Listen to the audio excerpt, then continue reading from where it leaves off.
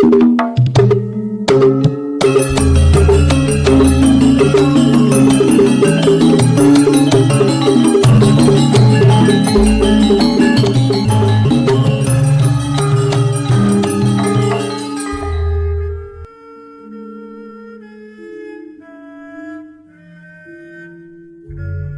Ibu, para kadang kinasih simbah-simbah lan adik-adik, para rama suster bruder berkah dalem Gusti, sugeng rawuh wonten ing PDSK channel menika.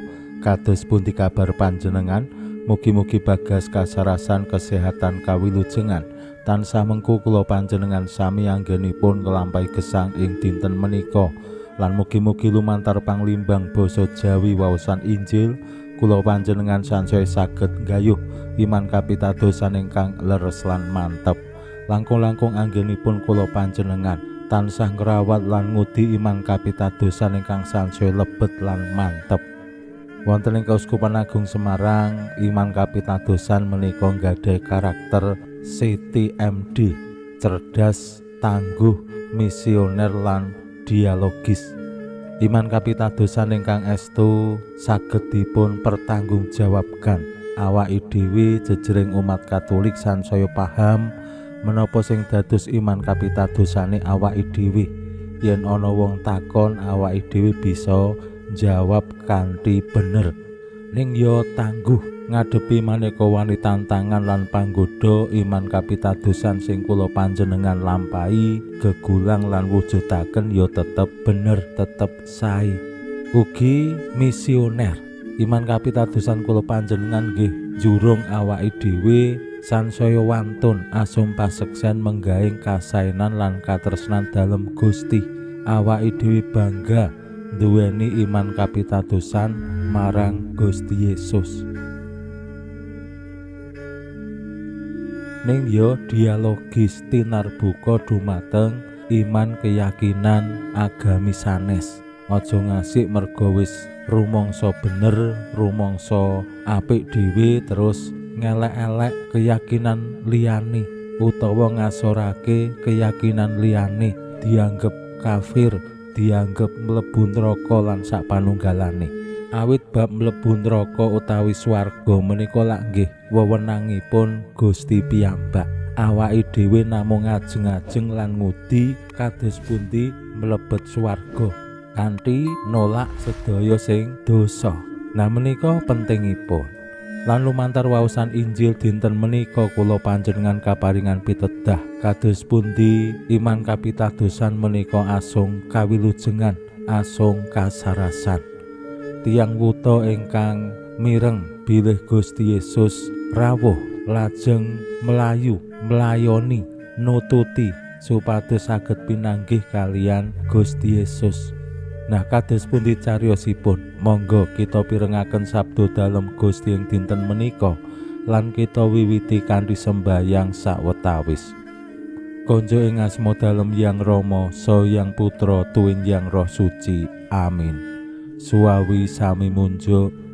Gusti Yesus sabda dalem Hyang Rama ingkang sampun manjalma, mugi karsa ngandika dhateng kawula wonten ing asepen ing telenging manah kawula, kabikao kegiatan lan panglipur ingkang manjing ing sabda dalem, kapenuwana kawula mawira ing kawicaksanan dalem. Mugi-mugi srana anggen kawula maos lan mirengaken sabda dalem, kawula sansaya nunggil ing sampeyan dalem. Amin. Waosan Injil kapetik saking Injil Matius bab 9 ayat 17 ngantos dumugi 37. Nalika samono ana wong wuta loro sing nututi tindak dalem Gusti Yesus lan matur, "Putranipun Prabu Daud, melasana kula."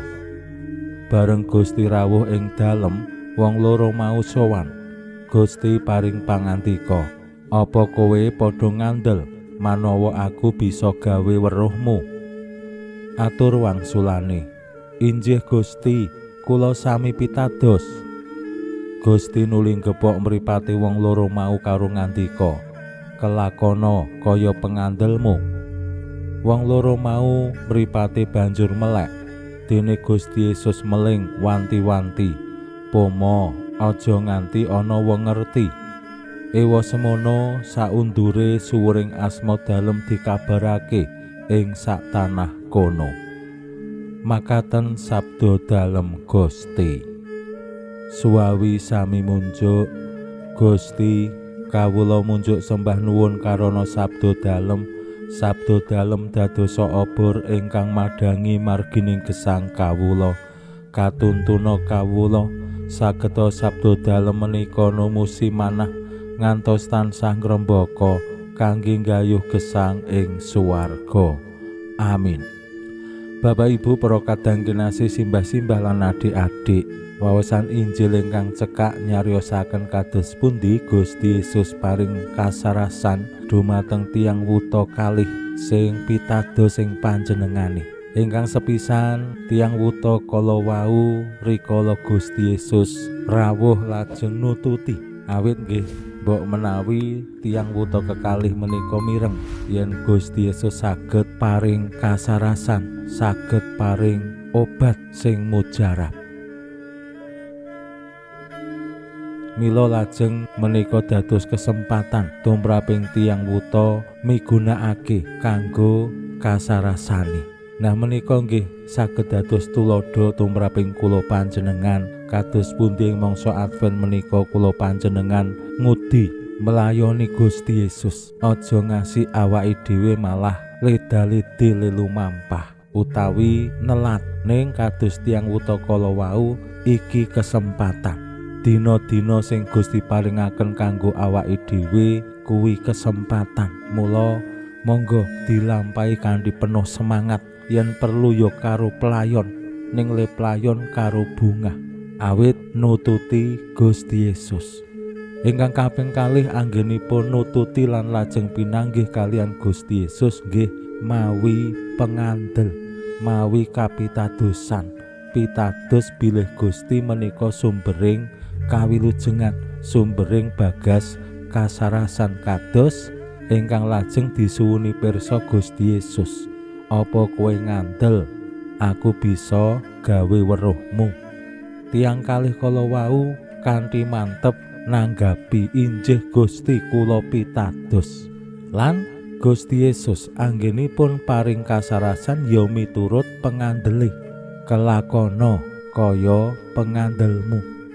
Cobi kemawon yen tiang wuta kalih kala wau anggene pitados mung lelamisan utawa kaya nek ujian tes sing penting le jawab bener mbuh kenyataane. Bisa-bisa tiang wuta kala wau ora mari.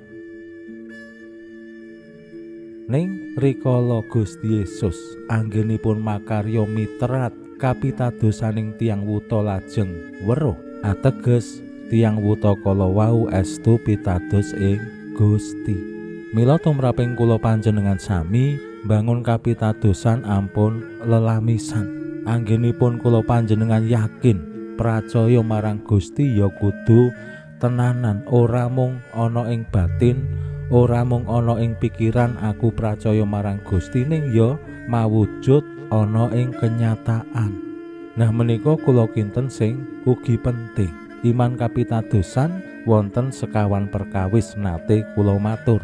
Sing sepisan pengetahuan iman, sing kaping pindho penghayatan iman, sing kaping telu pengungkapan iman, sing kaping papat perwujudan iman. Iman menika boten namung dumugi ing pemahaman. Wong pinter babagan agama, wong pinter babagan iman kapitadosanipun jawab apa wae sing ditakokke iso bener.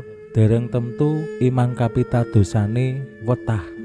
Yen tumindake ala, umpamane ngelek-elek wong liya, kasar, ngrampok. Nah, perwujudan imane lajeng cengkah kalian pengetahuane. Termasuk umpamane pengetahuane ya luar biasa, le mujudake ya dadi wong apik, ning masyarakat ya ketrima, ning ora tau ngungkapake iman. Kanthi sembayang, ngriyayakake karisti, nderek sarasian Advent. Nah, menika nggih kirang. Mila Kula panjenengan kaajak kados pundi mbangun iman kapitadosan sing penuh sing wutuh marang Gusti. Pinuji Allah sakmenika sarta ing salami-laminipun. Salam sehat, salam bahagia, salam katentreman. Lan mugi-mugi lumantar panglimbang dinten menika kula panjenengan tansah jinangkung ing berkah dalem Gusti ingkang Maha Kuwasa, Hyang Rama saha Hyang Putra tuwin Hyang Roh Suci. Amin.